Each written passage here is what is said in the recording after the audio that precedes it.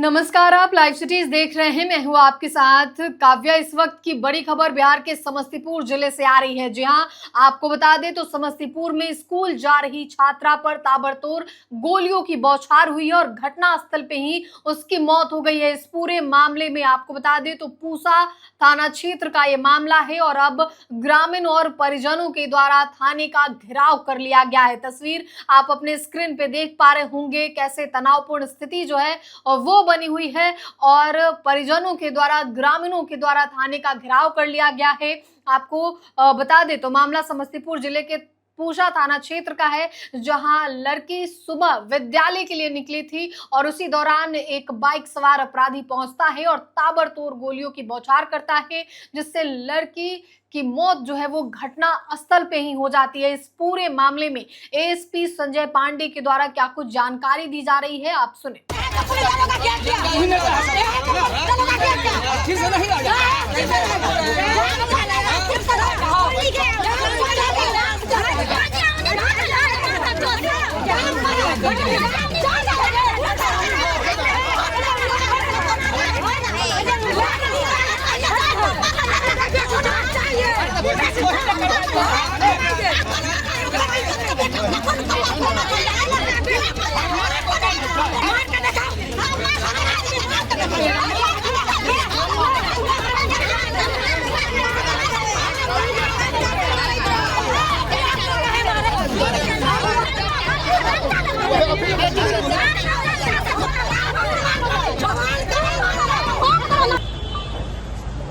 मैं सुबह में आज सूचना मिली कि एक बच्ची स्कूल जा रही थी।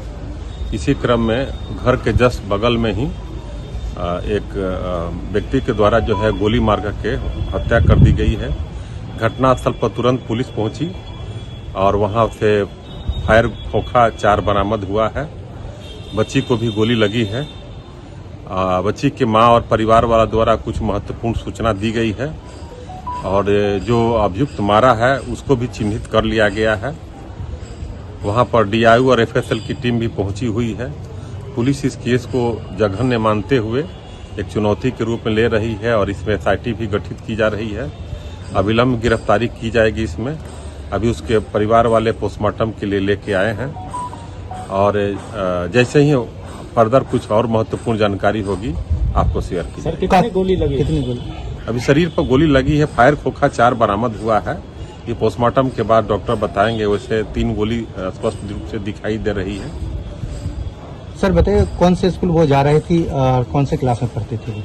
ये बच्ची जैसे बता रहा लोग कस्तूरबा स्कूल में 12 क्लास की छात्रा थी और मोबाइल बात करते हुए जा रही थी। इसी क्रम में आया है और गोली मार करके जख्मी कर दिया। जी के घटनास्थल पर ही मृत्यु हो गई। कारण कुछ सब नहीं सामने? कारण इनके परिवार वाले बताए हैं, महत्वपूर्ण कारण बताए हैं। उस कारण को भी हम लोग ले रहे हैं और उस कारण के आधार पर ही हम लोग इन्वेस्टिगेशन कर रहे हैं। इनके परिवार वाले कुछ महत्वपूर्ण जानकारी दिए हैं अभियुक्त के बारे में भी और जो कारण है उसके बारे में भी। उस पर हम लोग काम कर रहे हैं। गोली चलाने वाले की संख्या क्या थी इस समय? ये अब अनुसंधान का चीज है, अनुसंधान का विषय है। हम लोग अनुसंधान कर रहे हैं लेकिन अभियुक्त चिन्हित है।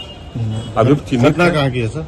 घटना पूसा बैनी थाना अंतर्गत जो है, जो मृतिका बच्ची के गांव है, उसी गांव के है। तो आपने एएसपी संजय पांडे को सुना, उन्होंने पूरी जानकारी दी है। बताया है कि जो लड़की है उसके परिजन के द्वारा अभियुक्त के बारे में, यानी कि जो अपराधी है उसके बारे में जानकारी दी गई है। ये कहा गया है कि लड़की से वो लड़का जो है वो प्यार करता था और शादी करने की बात कर रहा था और शादी करने से मना करने पर इस खौफनाक घटना का अंजाम दिया गया है। आपको बता दें तो पूरी घटना जो है वो पूसा थाना क्षेत्र के केजिया वार्ड संख्या 13 के पास का है, जहां लड़की की मां का कहना है कि गांव का लड़का उससे शादी करना चाहता था। मना करने पर उसने हत्या कर दी। वारदात को अंजाम देने के बाद बाइक सवार लड़का चंदौली की ओर भाग निकला। सूचना मिलते ही पुलिस मौके पर पहुंचकर छानबीन में जुट गई है। शव को पोस्टमार्टम के लिए सदर अस्पताल भेज दिया गया है।